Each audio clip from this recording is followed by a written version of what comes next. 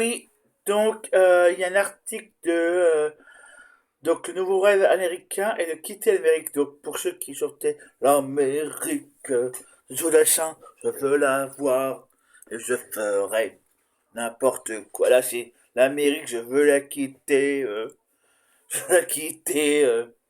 Hein. Voilà, je vous montre c'est de Courrier International. Voilà, voilà, je vous montre vite fait le titre. Voilà, je vous montre juste le titre. Voilà. Voilà. Le nouveau rêve américain de quitter l'Amérique, partir de son pays est un choix de vie qui mêle espoir et désillusion. CNN est une indépendante publie des témoignages de familles américaines expatriées en Europe, tandis que le Boston Globe alerte sur la possibilité d'échapper à l'ombre planétaire de Trump. De plus en plus d'Américains envisagent de quitter leur pays, non seulement pour découvrir de nouvelles cultures ou améliorer leur qualité de vie, mais aussi pour fuir un climat politique et social qu'ils jugent de plus en plus hostile. Trois textes récents. Un article du quotidien britannique, un reportage du site de cette CNN, est un reportage du site de cette CNN, et une tribune du quotidien américain Boston Globe montre comment ce désir de départ se nourrit de frustrations personnelles et politiques, notamment liées à la présidence de Donald Trump. C'est vrai qu'il se prend pour Poutine, Trump. Poutine, je sais pas qui, quoi. Ou un autre avec des moustaches, mais bon. Voilà. Je note met en lumière l'expérience d'Alisha Bolanos, ancienne employée de l'immigration sous la présidence de Donald Trump. Elle a fini par quitter son travail en raison des politiques mises en place, se sentant défaite et tout simplement brisée après la réaction de Trump en 2024. Sa famille a élaboré un projet très précipité pour partir avant la fin de l'été, vendant ses biens pour voyager avant de s'installer définitivement à l'étranger. Alicia Bolaños explique également que son mari et elle avaient très peur d'élever leurs enfants dans un endroit où leurs parents pourraient être détenus parce que nous parlions espagnol malgré le fait que nous étions citoyens américains. L'article mentionne aussi le fait que de nouveaux rêves américains et l'équité l'Amérique, une phrase devenue récurrente sur les réseaux sociaux parmi les partisans de l'expatriation. Ces tendances se reflètent dans les chiffres cités par le journal. Un sondage indique que 4 Américains sur 10 ont envie de vivre à l'étranger pour avoir une vie meilleure. Plus de 5 sur 10 parmi les milléniaux et plus de 6 sur 10 parmi les membres de la génération Z. L'article relève aussi que les changements apportés aux règles de visa sous Trump ont provoqué une baisse de 30 à 40% de nouveaux étudiants internationaux et une diminution de 15% pour les étudiants étrangers. Et donc tous ces gens qui partent, à mon avis, il y a aussi des personnes LGBT. Les personnes LGBT, vous pouvez dire en France, si on arrive à 50% des personnes LGBT en France, pour moi, je suis OK. Moi, je suis OK qu'il y ait 50% de personnes LGBT en France qui arrivent. Allez, 40%. On est à 10%, il en manque 40%. Venez en France, allez. 40% de personnes LGBT en France.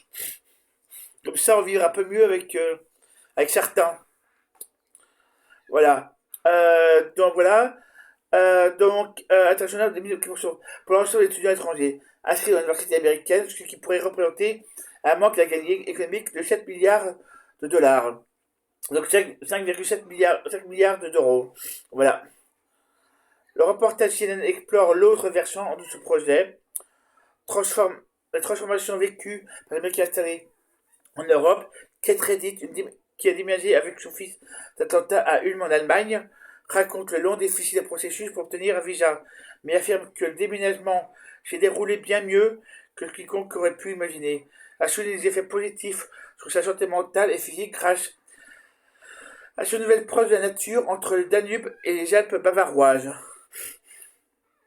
Un autre Américain installé sur une île suédoise explique que pour s'installer, il faut changer de logiciel. Celle-ci montre que l'expatriation n'est pas seulement un choix géographique, mais aussi un processus de reconstruction personnelle. Je suis motivé par le souhait de devenir un atmosphère politique et sociale pesante. Alors, justement, dans une tribune publiée par le Boston Globe, Eugene Scott, qui suit Trump pendant une dizaine d'années pour CNN et The Washington Post notamment, met en évidence le lien direct entre la perception politique et le désir de partir. Selon un sondage Gallup, la proportion d'Américains qui souhaitent s'expatrier atteint 40% des jeunes femmes âgées de 15 et 44 ans. La proportion des citoyens qui devraient partir tout en approuvant la direction politique des États-Unis est atteint près de 30% niveau record.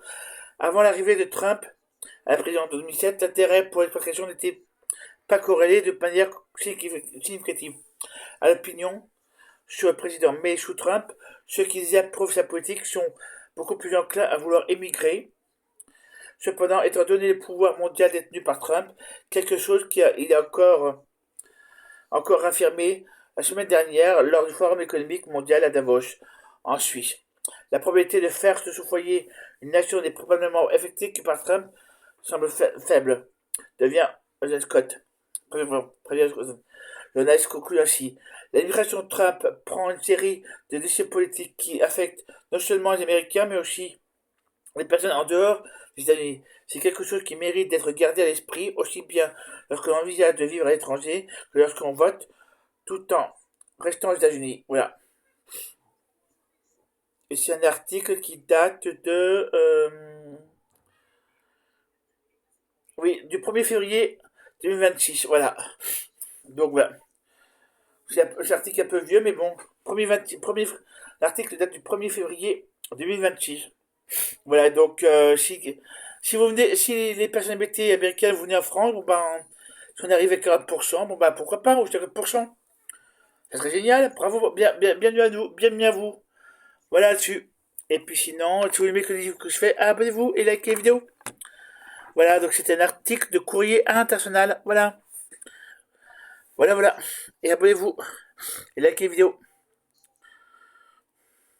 Comme quoi, avoir des présidents américains, avoir des présidents d'extrême droite, ça montre bien que ça fait que c'est pas génial. Voilà,